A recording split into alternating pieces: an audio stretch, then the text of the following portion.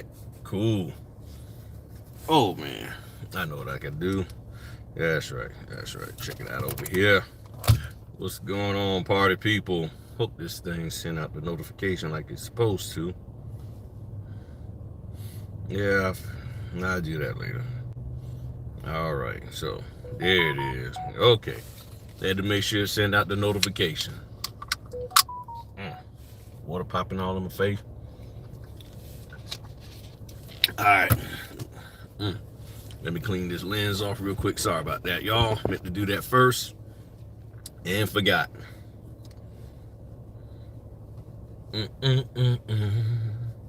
What's going on, party people? Yeah. This your man Grill. All right. Yeah, I'm on my way to where the heck am I going? Norfolk. I gotta shoot over to Norfolk, Virginia, and drop off some business cards. Yeah, it's a place up there. What's going on? Good morning to y'all. Grand Risings. It's a what is it? Not hotel. Apartment complex, condominium place. They always ask for my business cards to put in their packets that they give to the guests, and so I'm headed over there to touch bases with them and drop them off some of the business cards and everything. Hope everybody had a chance to look at the episode 3 of the podcast. Man, we had a great time. Yeah, talking about the PPP loan and everything, and it was good. It was good, man. We were sitting up there joking each other about football and all of that kind of stuff. I think I'm gonna go this back way. And we had a really nice time and all of that. So I tell y'all, man, there's some wild stuff going on out here in these notary streets. And you know, a while back, and for a minute, I've been, and thanks for hitting the like button, everybody. For a minute, I've been telling y'all we need to you need to start paying attention where you're spending your money. You really do need to pay attention to where you're spending your money, who you connected with, because not all these people got your best interest at heart or understand the true concept of business. You know, they just out here trying to make a quick buck off of those people, off of you and me who are here in this notary business, and they have no real desire to really even do this business. They just doing it because they see a quick way to make some money, and they don't even care whether they keep commitments or what have you. You know, they cuss you out in the heartbeat and everything, and it's just sad. Hey, what's going on, LaShonda? You know, and one of the ways to be successful in business is that you really have to you really gotta make some hard decisions, and you really sometimes not necessarily call people out, but recognize the BS, because you can't call nobody out unless you recognize the BS. So once you recognize that, oh, okay, this is a bunch of mess, this person is full of it, all of that. Let me turn these notifications off for a second. You know, then you'll know how to operate. And I'm just saying, you know, honestly, you just can't fully just trust people blindly. Like, you know, Jesper Singh from Minority Mindset.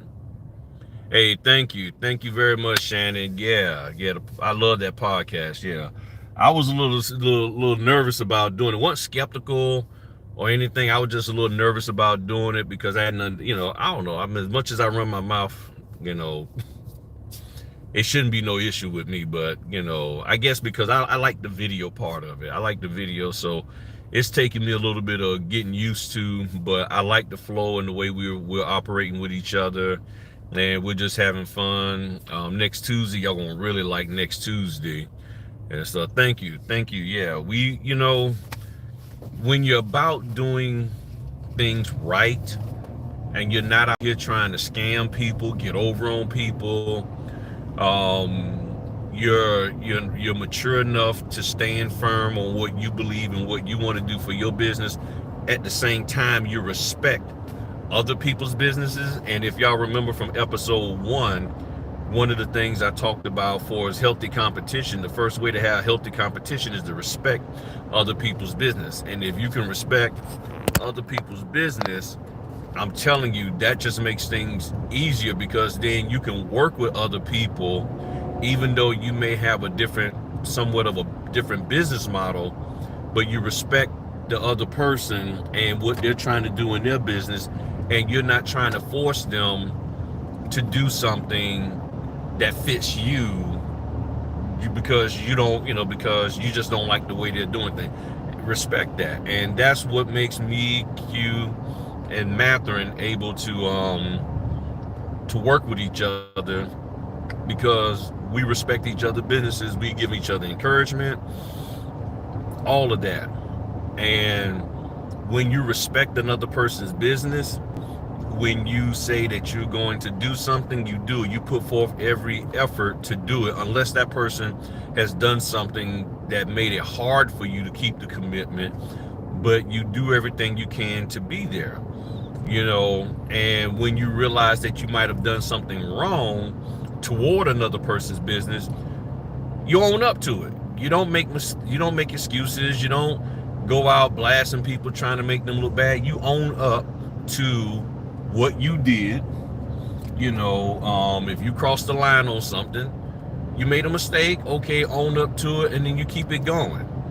Not everything is meant to be out here for public and all of that kind of stuff. What was done, what was communicated in private should stay in private. But that's where you start seeing the lack of maturity with some people, that they don't know how to do that, and they feel as though nobody should ever question them or challenge them on anything, and that's a bunch of mess.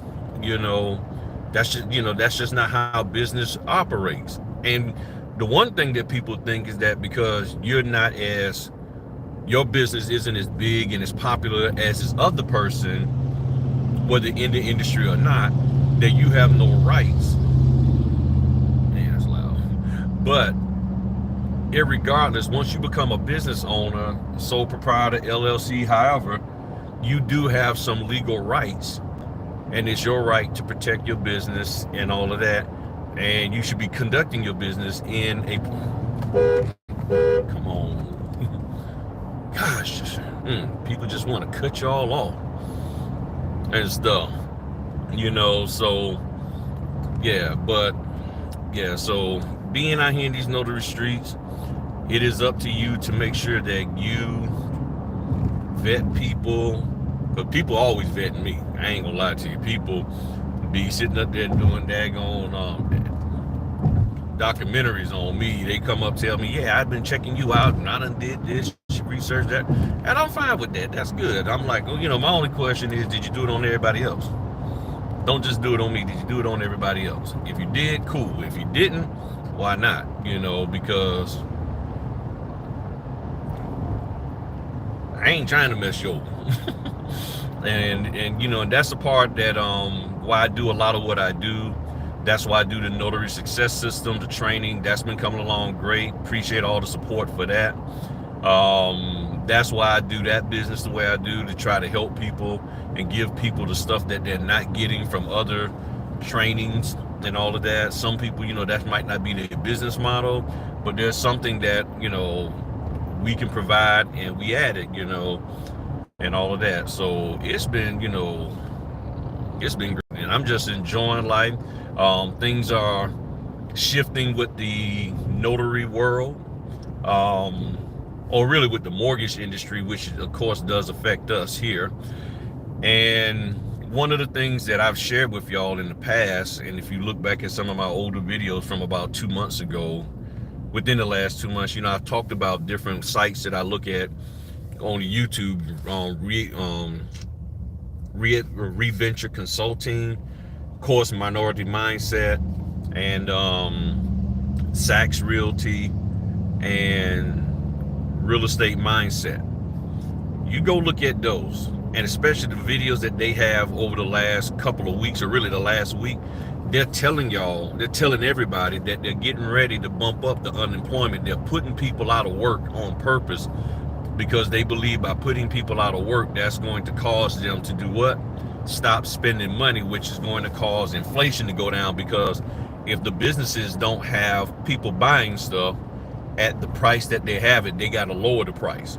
So that's what the goal is. It's to cause the retailers to lower the price. Now you say, well, how does that affect what we do as a notary? Well, people are saying, if you're going to be losing your job, you may want to look for a second thing to do. And with everybody constantly still marketing the notary business as a way to make money, to get paid same day, to get $300 and all of that, guess what? There's a possibility that there will be another influx of people coming into the notary business. They already have the issue with the signing company. I mean, not the signing companies, possibly signing companies, but the title companies and escrow companies, and even lenders who are what? Laying off people, and they are doing whatever they can to make money by doing what? Coming into the notary business. Why are they coming in our business? Because so many people are sitting up there flossing, throwing stacks of money up there, you know, showing all this money they can make, all these different streams of income. So guess what? They figured, I might as well hop on into this too. And if you are already a good notary, know what you're doing, all of that, then okay, I can move up some. Then what you can also, you know, if you're a good notary, then you probably wouldn't have too much of an issue. But if you have issues going out, taking certain orders, well, guess what? These people who have lost their job, desperate, all of that, which some of you was at that point at one time, they may come in with a different attitude of, let me just take what I can and build myself up.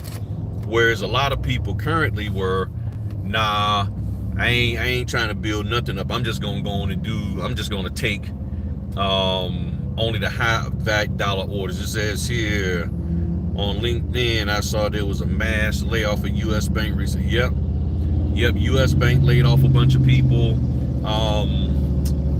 I think if y'all look at my community tab, there's a link that I put up there for the mortgage industry, of all the different aspects of the mortgage industry, the technology side, which notarized falls into that, the lenders and everything that are laying off people. So there's a link in the community tab. Can't remember what I titled it, but just you click on that link. It might be the last post that I made a couple of days ago, and they're talking about how they're showing all of these layoffs that these individual companies have been doing or are doing. So yeah, you're gonna have to really make sure your stuff is straight, and this is what the notary success system is all about. Making sure you know how to notarize those documents correctly.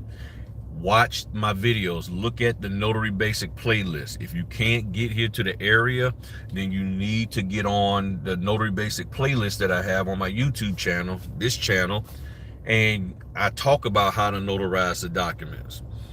If you really want something virtual, hit up Laura Brewer. She goes over and gives you a really good overview for us how to notarize in accordance with your state laws. I think she already got a bunch of replays for the various different states. But if you need something face-to-face, that's where I come in at. I know some of y'all live in different states and you can't get here. It's hard. I got that. My apologies for that. But if you can get here, it's not going to be a waste of your time, money, and effort. Because it's going to be very, very key that you understand how to conduct a loan closing, how to handle yourself with 185, 150, 200 and some pages. It's easy to do a little 20, 30 page mock signing, but not every signing is like that. And then you sit there and you have 185 pages, 167. You got to be able to handle that. And a lot of people they struggle with that. They struggle. Good afternoon to you, Cynthia. Good afternoon. So that's somehow, some way you got to get good at being a notary. Once you have that, I'm telling you, everything else will fall in place for you. Left, right, up, down, sideways, you name it. You're going to be like, okay, cool, I'm good. And your mind will be a lot clearer when you're sitting there in front of the customer. Most people's minds are clouded because they don't really know what they're doing when it comes to notarizing the documents, and then they start spazzing and getting scared and all of that kind of stuff. So it's very key that you have that part straight. All right, doing a little bit of lean here, y'all, because these cars trying to. All right, got to put it in high octane gear. Folk trying to cut me off and everything. Woo! Yeah, I gotta turn in the rental car on Monday. Hopefully I can get me another Blazer. I like this Chevy Blazer. This thing is nice. It got some kick to it, so hopefully I'll be able to keep it. Well, I done had it for 2 months. And a lot of times what they do, they want you to turn with Hertz. You got to turn the car in every 2 months. Enterprise, when I was renting with them, their prices are too high now. But with Enterprise, they would let me keep that car forever. And they would just say, yeah, just take it over there to the place, which is right around the corner from my house, and go get the oil change and stuff. I would just get the maintenance done and then bring the vehicle back to them. Just, bring them the receipt that the maintenance was done. So, but Hertz don't operate like that. I wish they did, because I would keep this Blazer for a whole year. So I like it. Nice. That bad boy, heated seats, everything. Yeah, so during the wintertime, I try to get a vehicle with heated seats and stuff. So hopefully, I know the manager lady there, so hopefully I can talk her into like, hey, let me turn it in, get this, and then y'all do y'all maintenance on it, and I switch out with you. And just so y'all know, when you're renting a car, if you plan on renting cars for your business, sometimes you can do that. Sometimes, depending on the company, what I'll do is I might there's a car that I like, and what I'll do is if it has some maintenance that needs to be done, turn it in, let them do the maintenance, and then ask them to bring it back, and then do what they call a switch out. And I'll switch out, the car that I just got with that one. And what you try to do is rent one that's of the same class, so you don't have to then turn around and be paying more money. You don't want to get a economy car, turn in your SUV, and then you try to swap out, then you're going to have to end up paying more and stuff. So that's one of the things that I do. Virtual notary contact was talk to me about that, Cynthia, unless I was talking about something and I forgot to finish my sentence. Virtual notary contact was talking about the person, Laura Brewer, Coach Me Laura, if that's what you're talking about. Go to coachmelaura.com, and she has a state-specific training. It's been a while since I've been on the site, so I know she's been doing various different states. She just did Virginia, very good. I was in it, and learned some things as always with her. So when it comes to notarial laws and stuff, I'm telling you, that's who you need to go to. Even if she has it on the replay, she's such a great teacher. Just watching her on replay, you're going to learn everything you need to know. So you don't necessarily have to see her live. So if she has a replay for your state, watch the replay. She does offer 15-minute counseling sessions where she'll talk to you, and I believe they're free and everything. So that's an option for you and everything. Not Nora, Laura, Laura, Laura. Yeah, there you go. Thanks. Yeah, coachmelaura.com. Yeah, I know my little southern accent be jacking some stuff up. I be slurring my words sometimes.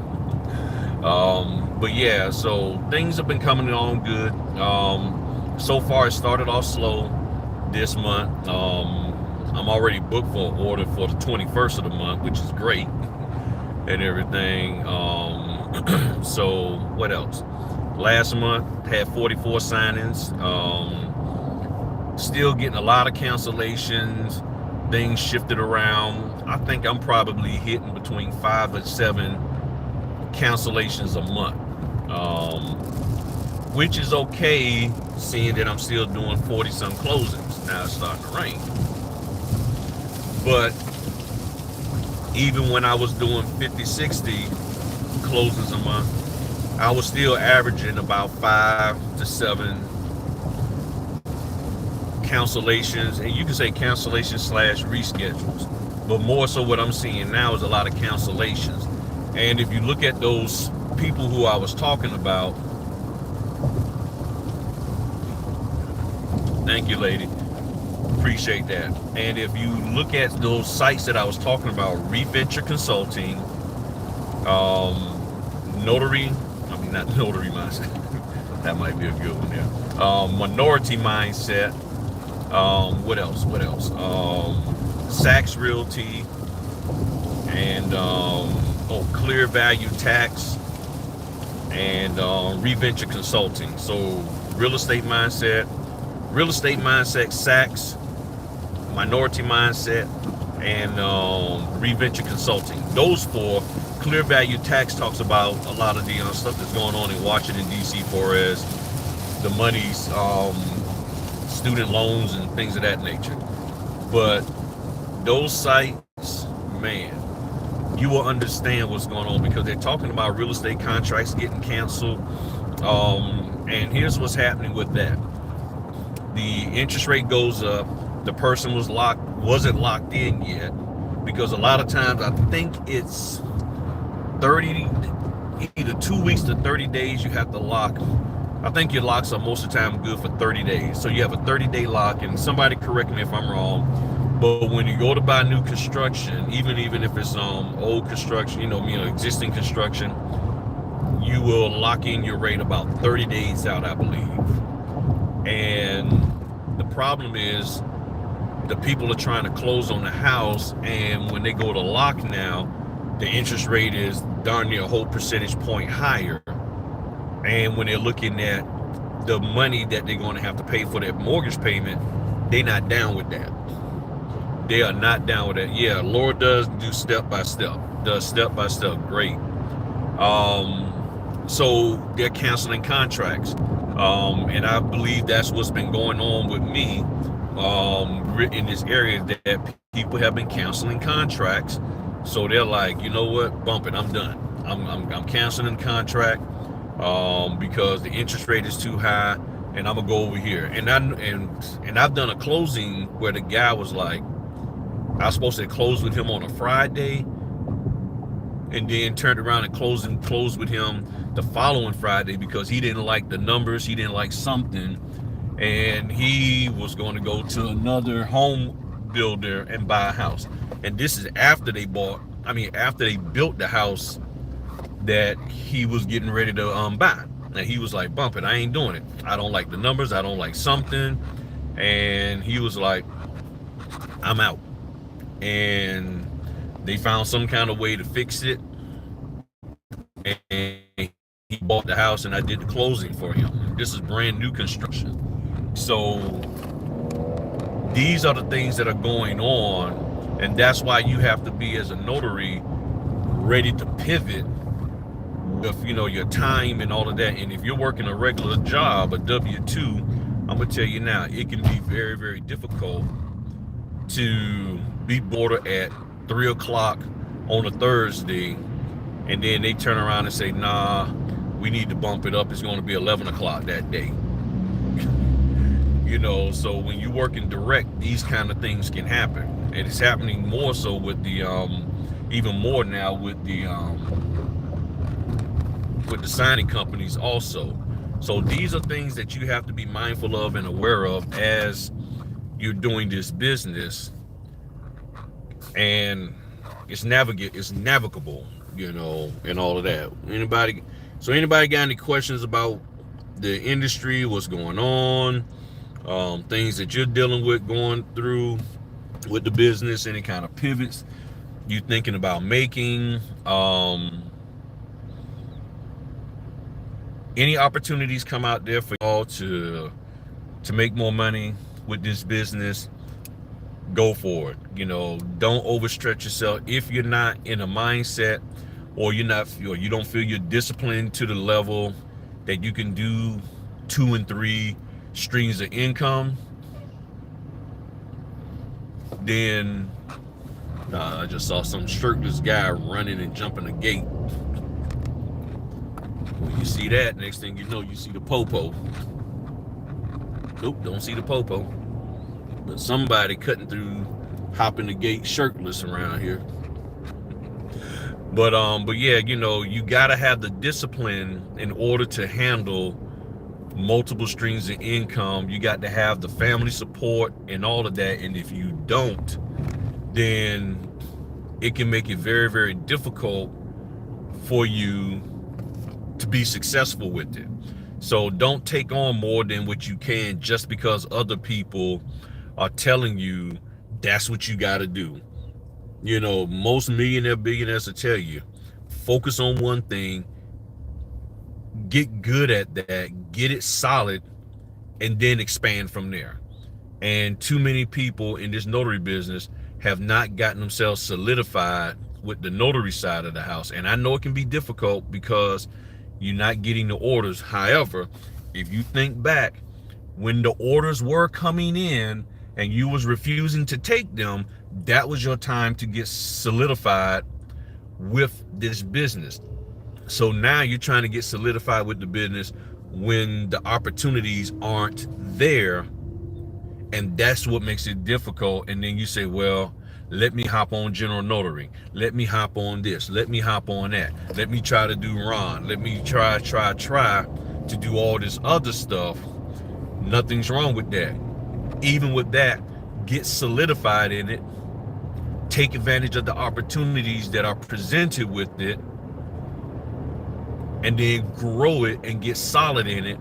But don't look at, well, I'm gonna just do this, and then when the notary stuff cut back, you know, you can't be wishy-washy. You can't be flipping back and forth. And when you do, that's going to make things, this street, yeah, this is the right street. That's going to make things very difficult for you across the board. But you grown, and people going to do what they want to do, you know, and the best, and all I can do is my best to be there to support y'all to the best of my ability, you know. And again, thanks for sharing and thanks for the likes. But that's pretty much it. You know, I just wanted to hop on while I was driving over here to this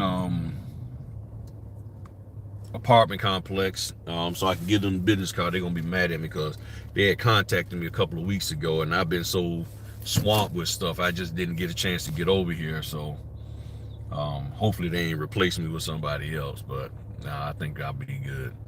So other than that, let me check the other phone, see if there's any.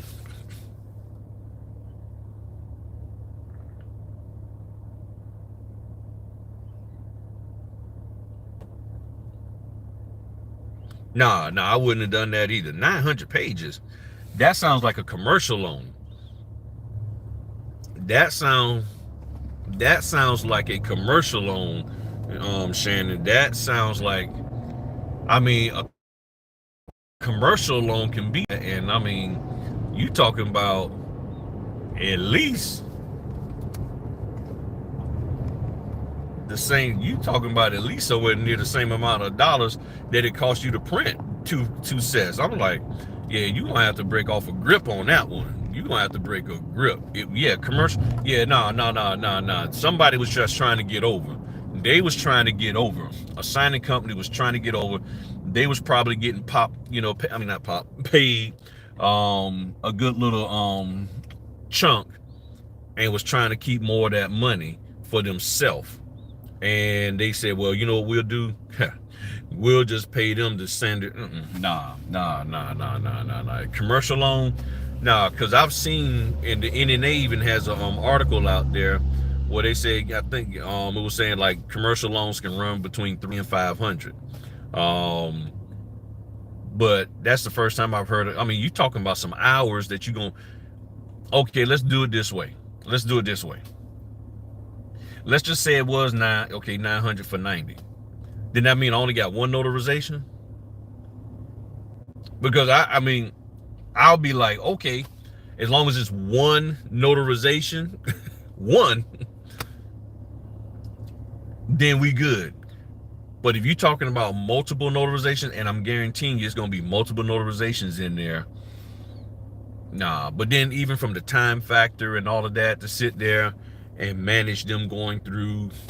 Now, granted, with the commercial loan, you can have a deed or multiple copies of the deed that could be, say, 20, 30 pages a piece. Then, yeah, I get it. Yeah. Okay, people, turn your blinkers on before you turn and get in the right lane. You don't. They're acting like they're up in Philly somewhere driving. But yeah, I mean, you try to rationalize it, to be honest, but there's really no rationalization. Something like that, yeah, they're going to have to break you off a nice little grip there. 900 pages, of course, that's, like basically almost a ream and a half, almost 2 reams, I'm sorry, and hopefully it's all letter. Hopefully. But yeah, I don't blame you, Shannon, on that one. I don't blame you. Yeah, you would have to back down on that one, offer a counter and everything, and all of that. So no, that one's gone. But yeah, that's 900 pages. I mean, I've done 3, but 900 for commercial, yeah, nah, they gotta come better with that. They gotta come way, way better than that. So you did right on that one. That's yeah, I got an idea which company it could have been, but I ain't gonna say nothing. But other than that, y'all, I'm gonna bounce on out of here and everything. Look, Philly, yeah, nah, you know how Philly, they supposed to be making a left-hand turn, and you got a little turning lane there, and they just stopped in the middle of the main driving lane to turn left. I'm like, come on now. I'm like, yeah. Now, New York, I don't mess with, yeah, that driving up there in New York, one of them bridges I had to go across, one of them little $8 bridges, nah, no, I don't mess with that New York. And them people almost ran into me. Okay, kid, come on. I forgot school is in session now. Man. So instead of walking on the sidewalk, he wants to walk on the curb next to the vehicles. In between, it's like a foot space between the curve where the cars park and the light pole, and he wants to walk there. My goodness. Oh boy, these kids nowadays. All right, so let me bounce. But yeah, Philly gotta. Yeah, Boston's bad too. Yeah, over there, Matherin and them. He gonna say he ain't in Boston, but it's the same thing. All right, well, y'all have a good one. I'll catch y'all later. Don't forget to look at the podcast. The podcast is Off the Hook. When y'all get a chance, also on Spotify, if you listen to it on Spotify, leave a comment. There's a little question in there that Q dropped for us. I answered it. Feel free to answer the question and all that good stuff. And there's that Caribbean spot. Yeah, they got some good Caribbean over there, Caribbean Smokehouse. I might just hit them up. They got a real nice coconut cake over there. Love coconut cake. So yeah, called Island Crave Caribbean Smokehouse. Yeah, I'm gonna hit them up. All right, y'all have a good one. Talk to y'all later. Peace.